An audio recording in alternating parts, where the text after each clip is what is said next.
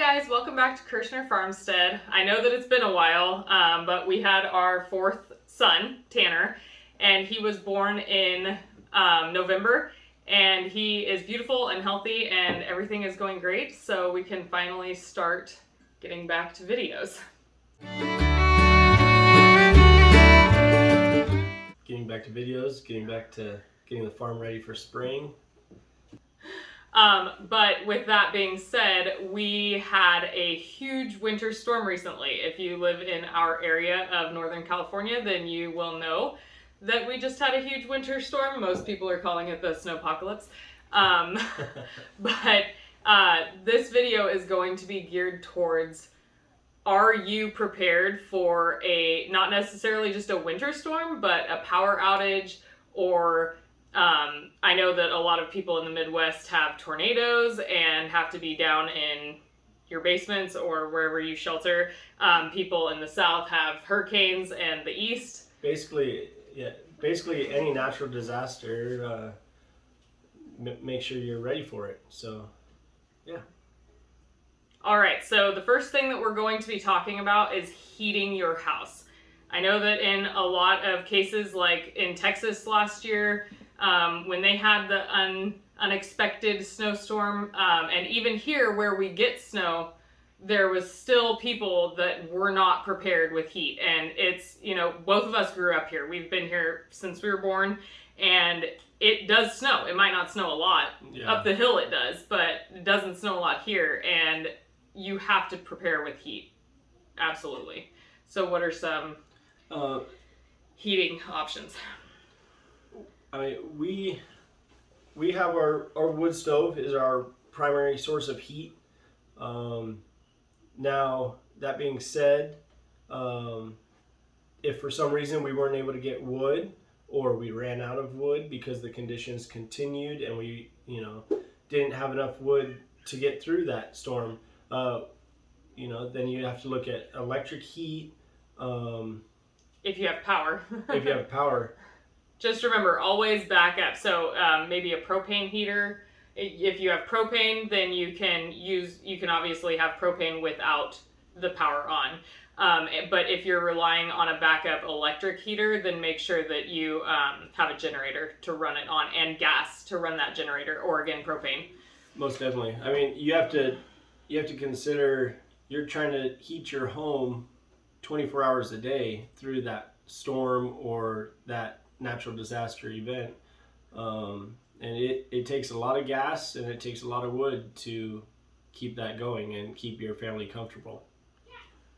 Next, we're going to go over water sources. Now, there was a couple areas around us that they rely on city water. We have a well. Now, different events can cause different issues with those sources. So with ours, the power going out, that means our well gets shut off. Other people in our area, the water plant lost power. So, and it was for such an extended period of time. There were issues with keeping up with the water production, and making sure that everyone can keep their constant water every day. Yeah, a lot of people that have city water, because obviously it doesn't run on electricity, don't think that it's ever going to go out. And I encourage you, after this last storm, please think about backing up your water source, because water is number one. Heat next to heat, obviously. You have to be warm and you have to have water for your family. Whether it's drinking or bathing or, washing your dishes, you have to have water. So we encourage you to back up your backup, because we have our well, and our well was obviously out before we had a generator running it. But we also have a water tank for storage, and then on top of that, we store 1 gallon bottles of drinking water. And you have to figure at least 2 gallons per person. When we were doing about 10 gallons a day, and we have 6 people in our house. One is an infant, obviously, so he's not taking much water right now. But seriously, make sure that you are backing up your water storage. Most definitely.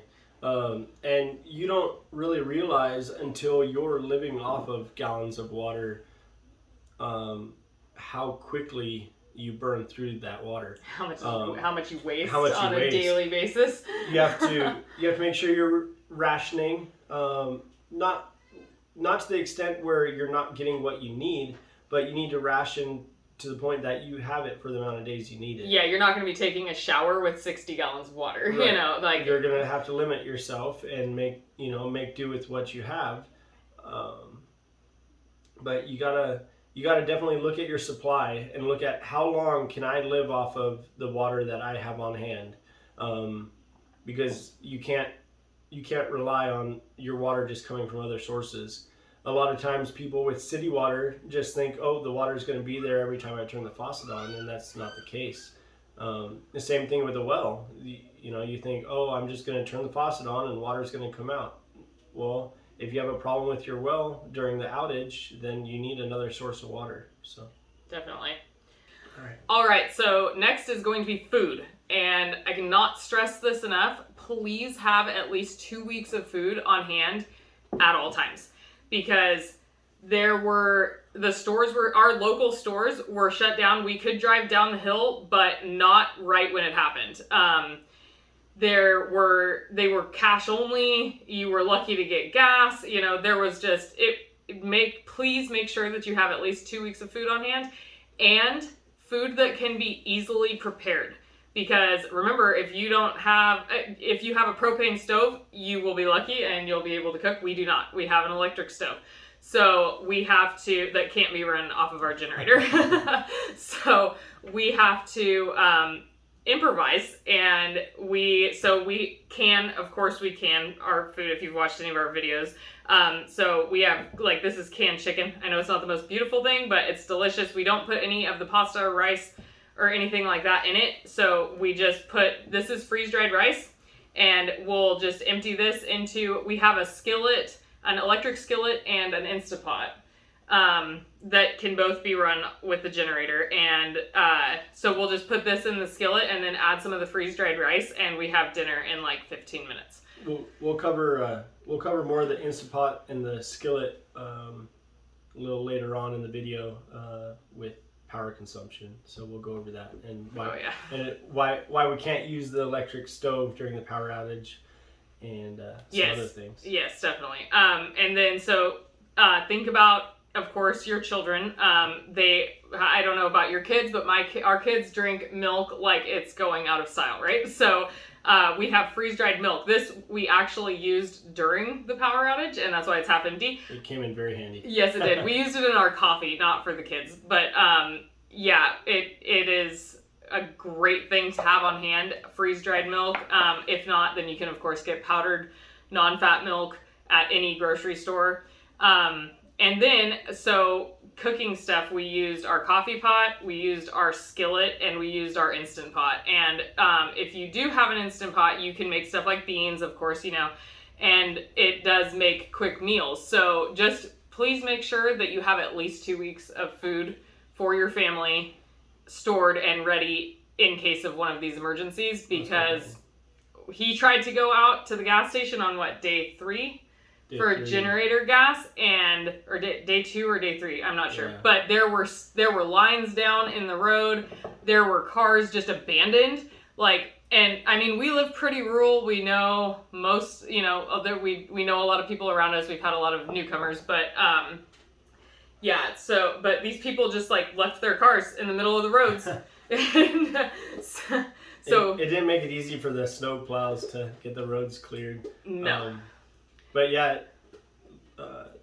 all the lines being down in the road, and the snowpack, and just the lower elevations that got snow, and then we got snow at the same time, so we kind of got put on the back burner up here with when the snow got plowed off the road. So it took a couple of days. So having that food available and not needing to go to town, even if it means every time you go grocery shopping, just get extra couple cans of whatever it may be, and that way, if you put that away slowly, it's not one big bill all at the same time. and make sure that you're getting, like he said, just get an extra can of whatever you eat. Like, you don't want to store stuff for an emergency that your family doesn't like. Because, I mean, who wants to be in an emergency situation and be eating food that nobody wants to eat? You know, like, if you never eat top ramen, don't store top ramen, you know? And store stuff you eat. Yeah. And store enough of it that it can sustain you through a couple of days. Yeah, 2 weeks. 2 weeks. Because that's really, realistically, I mean, our power was out for 15 days. So... and of course we could get to this, we were, like he said, on the back burner, so we didn't get power back as fast as some of the other local places, but we could get out and go to the store and everything, but we were still, you know, running on emergency mode 15 days in. Yeah, first couple days, couldn't go anywhere. Then once roads cleared up a bit, we were able to get out and go restock on stuff and stay supplied on stuff. But cash registers were cash only. At gas stations too, not just at, that's another thing. Make sure you always have a little bit of cash on hand, just in case, just in case the ATMs are down or the cash registers are down. You got to be able to buy gas, buy food, vehicle supplies to fix your car. Whatever it may be. That's actually the perfect segue into travel and how you are going to travel if you are away from your home and need to get back in one of these. This happened in one night. Yeah, one night. And one night devastated. I mean, we lost 4 trees and half of the stuff on our farm for the trees falling on it. And so you've got to make sure that you have if you have a 4-wheel drive vehicle, you're prepared to drive in winter conditions, or you know how to put chains on your vehicle. Right. I mean, depending on your location, obviously. Yeah, if it never snows, try to have, at least half a tank of gas or whatever amount of gas it would take you to get to get home. To home and back to town. Have your vehicle ready to go. You got to have go bags. And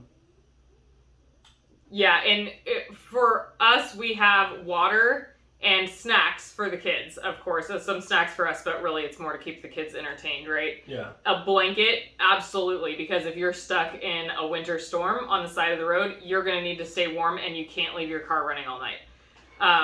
So the supplies you want to keep in your car,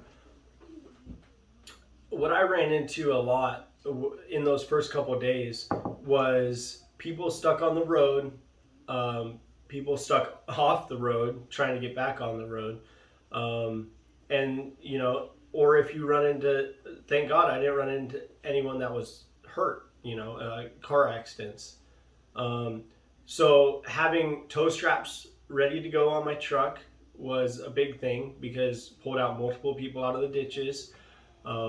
Having, like Kirsty was saying, having blankets and food supplies and water, because you never know. Just driving to the gas station, you could get stuck on the side of the road, or driving to town, you could get stuck, and it might be a while before someone comes to get you because there was so much stuff going on. There were so many... And the phone lines were down. The phone lines were down. We didn't have cell service for days. The cell signal was down. It took the cell companies a couple of days to get generators up to their towers to be able to get the cell phone signal back up and running, and even then it was still spotty. So you gotta think about all those alternate means.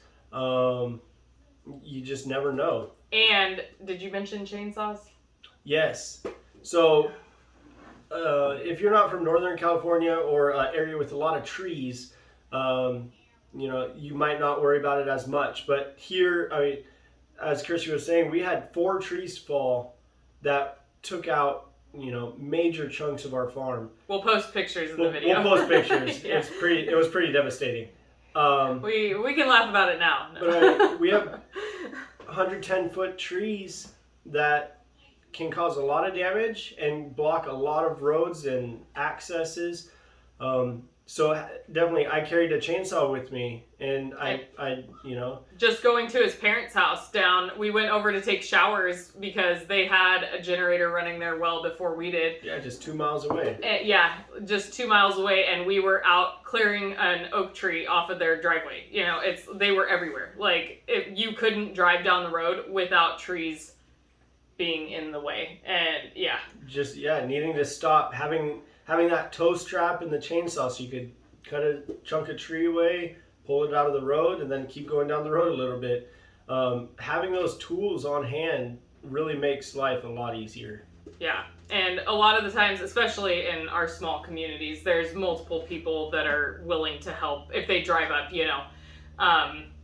but it's imperative to have the equipment on hand. Most definitely. Yeah. I mean, on a couple of the occasions when people were stuck out there, there was 3 or 4 people that would stop to help the one person get unstuck. So that was pretty neat, being in the small community like that and having everyone help out.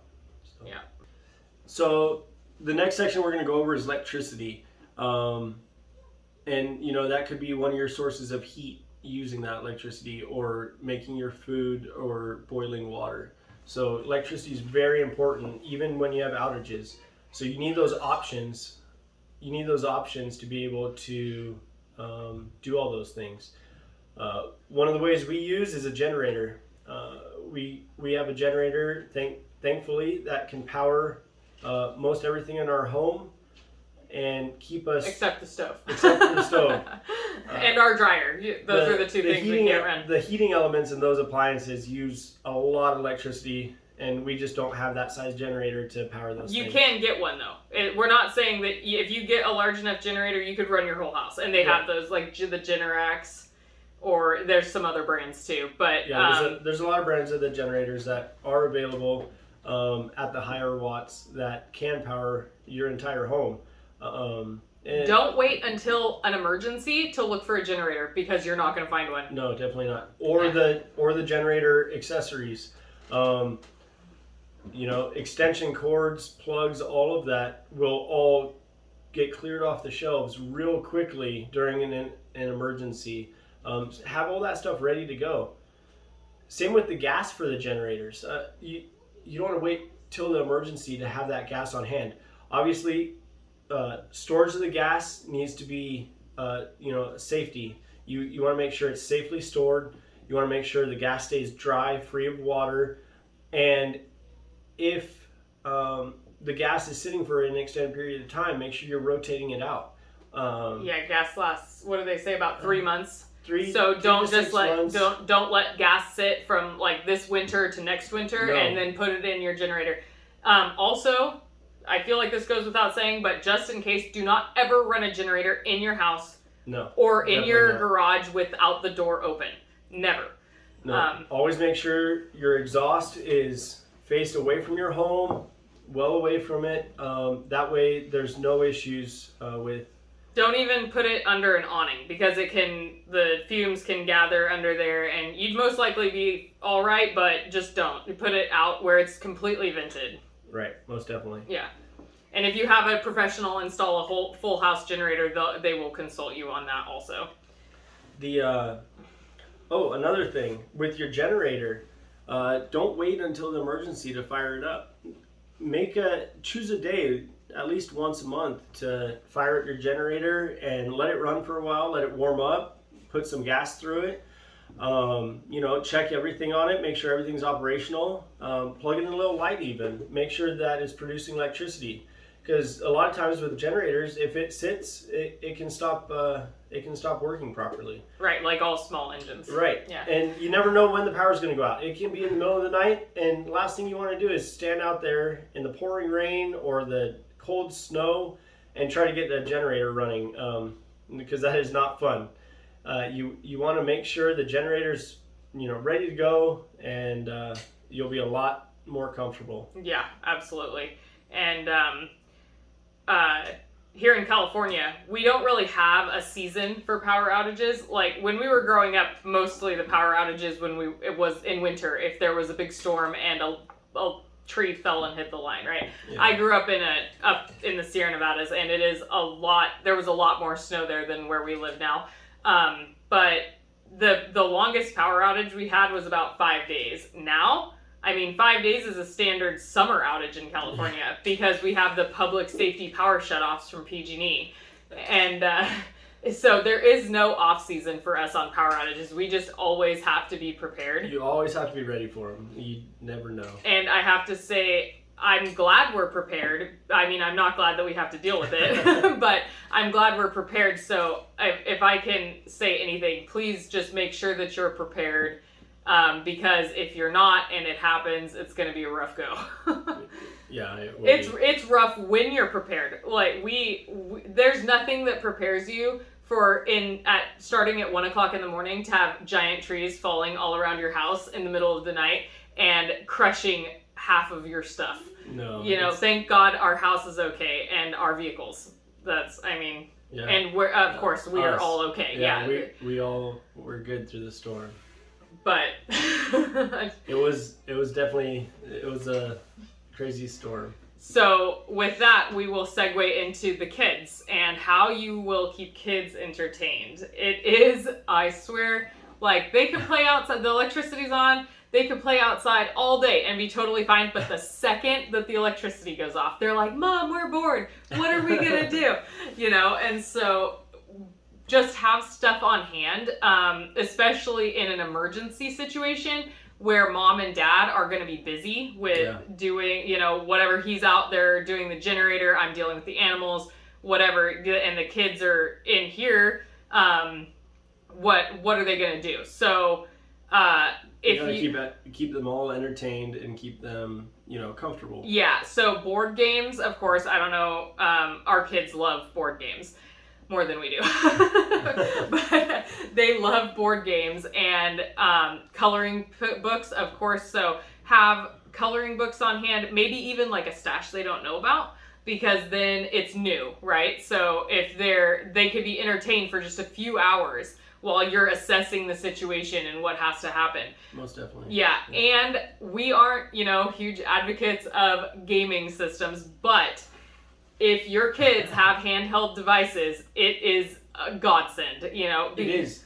But real quick, with those gaming devices, you also have to charge them. Right? Yes, make sure they're charged. Make sure they're charged, but that's why you have to have the board games and other options, because you can't always just keep the generator running just to play a video game. Charge up a video game. It's just not But what feasible. about the battery packs? But, there is. So the little phone battery packs or electronic battery packs, those can charge little devices, I think 2 or 3 times depending on the size of the battery. So a couple of those on hand, fully charged, wouldn't be a bad idea. Maybe keep a couple in your vehicle in case you need to charge your phone. But yeah, definitely have them on hand at your house to be able to charge stuff up for the kids. Yeah, so like I said, even if it's just for a few hours when it first happens, and for us, it seems that whenever the power goes out, unless it's a planned public safety power shutoff, then it's in the middle of the night. Yeah. And our kids sleep with nightlights, and so they are up within 15 minutes of the power going out. It's like their brains know that the lights aren't on anymore. And then we're all up at midnight, sitting in the dark with a flashlight, going, oh my gosh, we have to get everything set up, right? So it's like I was saying, if you have that Switch or whatever game your kids might have. Just let them play it for a bit and be like, so you can assess the whole situation. Now, cleanup efforts. Cleanup efforts. They after the storm, you go out and you assess all that damage, and I mean, it can be overwhelming. So just drink some coffee. Take a deep breath and assess the whole situation. Figure out what you have available to you, what was damaged, and make sure you take it one step at a time. Start at one corner and go all the way through. Start with the most prioritized or highest priority first. Start with the highest priority stuff first and work your way down. For us, that was the barn, because our barn was hit by a tree, and thank God none of our animals were hurt because they were in there. We had our cow and our 2 goats were in the barn when it got hit. And so number one for us was that, because we had to get them situated so that their stalls could we lost half of our barn. So the other half what we did is the first nice day that we cleaned up everything first, and then we situated it so that the 2 stalls that are left are what they have. And so that way the animals were comfortable, they were safe. And that was, of course, if it was the house, then that would have been priority 1. But since it was the animals, that's always the first thing. And we did that, and then just kind of went from there. Yesterday, we finally got to the greenhouse, which obviously was not it is a priority because we have to start our seeds soon.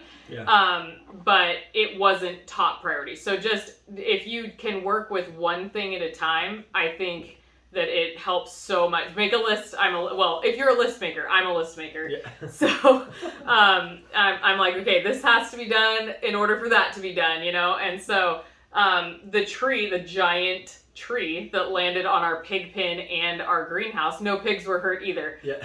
By the grace of God, no animals were hurt. I don't know how, because like I said, our barn and our pig pen were both hit. It was a lot of damage. But anyway, so the tree had to be taken off, and the tree was like actually holding the pig in her pen. So we had to, they picked up the fence. Like, luckily it could just be stretched back up. It has to be redone now, but at least like one step at a time, and just assess the damage and make sure that you don't like take the tree off of the pig pen without having either a place for the pig to go or being able to fix the fence. So just assess things like that before you try to just do things here and here and here and here. Try to get one job done at a time, and you can get through it. You can work through it. Prioritize, and you'll get through it. It's just a long process. One last thing that we want to talk about is sanitation. So it's not the best topic that everybody wants to discuss, but it is important, obviously. Like, we have to. So, like, on a well, you can't flush your toilet if the power is out, if you don't have a generator on. Obviously, we've talked about all of these things, but you have to so make sure that, like, one of the things that we do when it's going to be a short power outage, like a day or 2 on a PSPS, is we fill our bathtub. And they actually make big... It's a water bladder. Water bladder. And it fills up your bathtub. And it's secure from, anything getting into it. But we just fill up the bathtub. And actually, our second oldest son, William, he is on that. He's very on it. Like, every time we mention, especially, of course, when we know the power's going to go out, it's like... do you want me to fill the bathtub? It's like his job. He's taken over it. But it's great because it's one less thing for me to think about, right? So if the bathtub's filled, you not only have that, obviously you're not going to drink the water that is in the bathtub. I mean, you could if you boiled it and filtered it. Yeah. We just got this Alexa Pure, actually. Did it come in the middle of the power outage? It came, yes, in the beginning of the power outage. We ordered it, and we were actually worried that it wasn't going to come. It's very similar to a Berkey. It's just a different brand. But definitely look into it. It filters out bacteria and heavy metals and all sorts of stuff, and we have really heavy iron in our water. So yeah, the heavy metals, it takes all the heavy metals out. Yeah.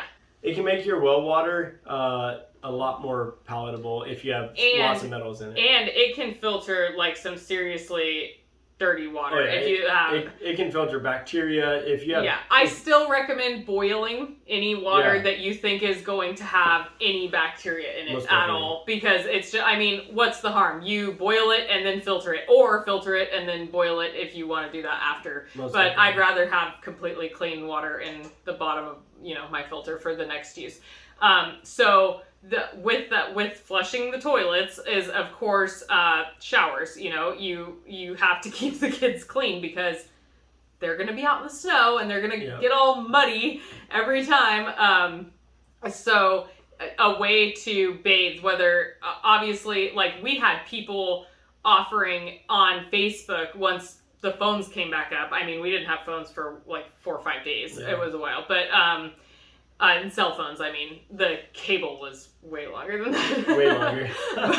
but there were people that were on Facebook in the local towns offering to have anybody come over and do laundry and take a shower. You know, they were very gracious. It was wonderful.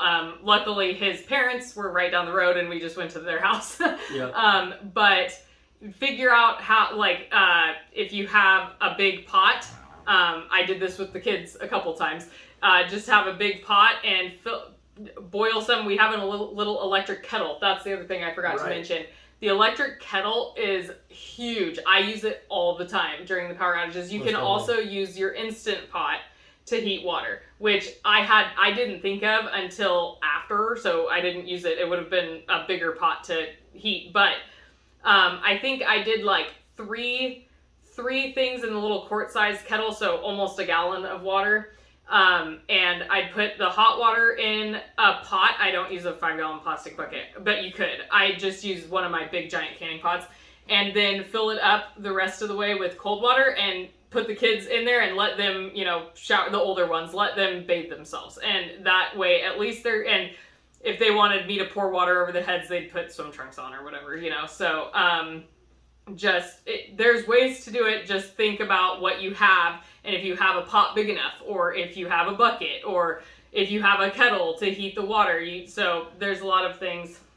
Yeah, and definitely you want to try these things prior to the event.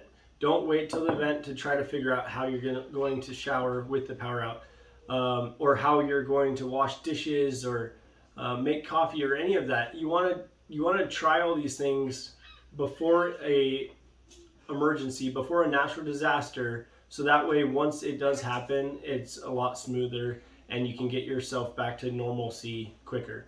Yeah, try to have, and the kids to have, you know, because adults can roll with the punches, but kids not always so much. So to have them as regular as possible is good.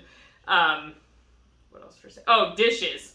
Okay, so I hated doing dishes for the first, oh my gosh. Okay, so I had a little system where I would heat up the water in the kettle.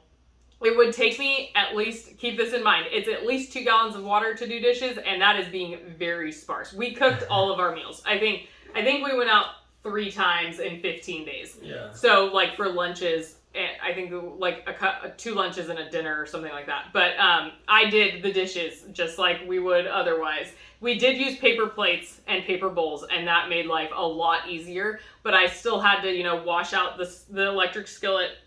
So I would heat the water in the kettle, and then I would have a bowl of hot soapy water next to my dirty side of the sink. I have 2 sides on my sink. And then I would scrub everything and put it in the clean side. And then I would take and rinse it with, I wouldn't use hot water, I just use warm water. But I'd heat the kettle and add it to the other water. And then rinse into a bucket so that we could use that bucket of rinsing water to flush the toilet. Because you realize how much water it actually takes, you know, to... Quite a bit in a day. Do dishes, flush it. Like I said, 10 gallons is for a family of 6 with 2 babies. So yeah, if you hear our 18-month-old screaming in the background, he's not mad. He's playing with his brothers right now. One more thing. Please be courteous and nice to utility workers. They are out there working. Some of them are out there for 16 hours a day or more. You know, They're out there busting their butts so that we can get our power back and our internet back and whatever back, you know. Whatever the utility may be. Yeah, so being nasty to them is not going to help anything. And for the most part, we see courteous behavior, but having been a line clearance tree trimmer for the past 5 years, he's seen all types. So just please be nice. You know, I always try to keep cookies so that I can give them to obviously after 15 days since, but we like make little bags of cookies and we'll give them to the PG&E workers or the tree crews during the power outage. Because I had the skillet, I made Rice Krispie treats and fudge. Both of those were, I mean, fudge is so easy. melt a bag of chocolate chips and put a can of sweetened condensed milk together, mix it up, put it in a pan, and you have fudge that you can hand out. And I mean, literally 2 ingredients, barely any time. And all the workers loved it. And so. it's a bit, yeah, I mean, when they're out there getting yelled at, because they are, it's just nice to do something for them. And I know my kids love giving treats out to people. So we also had like to-go cups of coffee that we offered, and we keep a box of the little creamers just to offer him, you know, like when his work came and they cleaned up the trees around here, I made him some breakfast sandwiches, just anything that you can do that will make their lives a little better. You know, a lot of them are here from out of state. I mean, They're traveling, they're living out of hotel rooms or just the trucks that they're working in. They got sent here because of the state of emergency, and the same could happen wherever you're at. So, I mean, when he was in the Coast Guard, he was sent to Louisiana and Florida. So there's people from everywhere missing their families, you know, working their butts off, and it's better to be kind to them, because it's not, you know, it's like yelling at a gas station attendant for the price of gas. There's no point in yelling at a PG&E worker because you don't like PG&E. It's just not fair to them. But anyways, on that note, we're getting everything back up and going for the farm, and we'll have our plants right on time. We're waiting for a seed order right now, so that's exciting. I think it might actually be at the post office. We'll check that out on Monday. But yeah, so we just want to encourage everybody to be prepared, be ready for whatever kind of storm that you might have in your area. Be prepared for that, and especially if the power goes out, which could happen from any storm, obviously. So we hope that our information was helpful to a lot of different people. And if you have any questions, please reach out, ask us. You know, if we didn't answer something, definitely. Yeah, we'll try, and we'll respond in the comments as best we can. And please, if you haven't subscribed to our channel and you want to, subscribe, and we'll have more content, not necessarily about storms, but about farming, cooking. Spring's right around the corner, so like Kirsty was saying, our seeds are going to get started here soon. So we'll get some videos out on our seeds, and we're going to be changing some stuff around in the garden. So we'll be showing you some of that. And spring's baby animal time. Yeah. So like we said, subscribe to the channel if you haven't already. Watch some of our other videos and leave us some comments. And we look forward to talking to you soon. Have a great rest of your weekend. Bye. Bye, guys.